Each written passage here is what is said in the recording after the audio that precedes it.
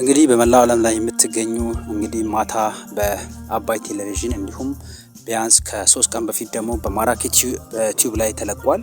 እንደሚታወቀው የእማ ማለትም ኤዚታይባ የሳቸው እኔ ማለት የሳቸው የልጃቸው ልጅ ነኝ። ሀያቴ ናቸው ግን የአባቴ እናት ናቸው። ስለዚህ በመላው ዓለም ላይ የምትገኙ ኢትዮጵያውያን ሁላችሁም ከልብ አመሰግናለሁ። ምክንያቱም ማታ በጣም ብዙ ስልኮች ሲደወሉ ነበረ።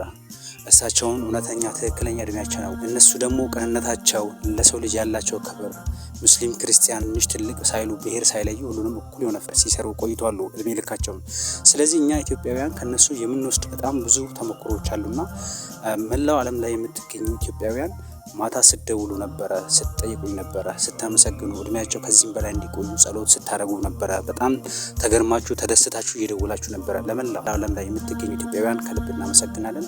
ከዛ ባሻገር እማ ማለትም ኤዚታይባ እናታችን ሀያቴ አሁን ሀገራችን ሰላም እንዲሆን ያው አሁን ዱዓ ያደርጋሉ፣ በራሳቸው ቋንቋ ያደርጋሉ። እኔ ደግሞ ከታች በኩል ትርጉም ያስቀምጠዋለሁ። መላው ዓለም ላይ የምትገኙ ኢትዮጵያውያን ከልብ እናመሰግናለን። አሁንም ምናልባት ይሄ ፔጅ ከደረሳችሁ ሁላችሁም ኮፒ ሊንክ ዲዩት ሼር እያደረጋችሁ ለመላው ዓለም ላይ ለሚገኙ ኢትዮጵያውያን ለደጋግ ኢትዮጵያውያን አድርሱላቸው። ምናልባት ደግሞ በተጨማሪ በአካል እሳቸው ማውራት የምትፈልጉ መምጣት ለምትፈልጉ ከታች በማስቀመጠው ስልክ ላይ መደወል ትችላላችሁ። ከዛ ባሻገር በዚህ የቲክቶክ አካውንት ኤቢማን የሚለው የኔ አካውንት ነው።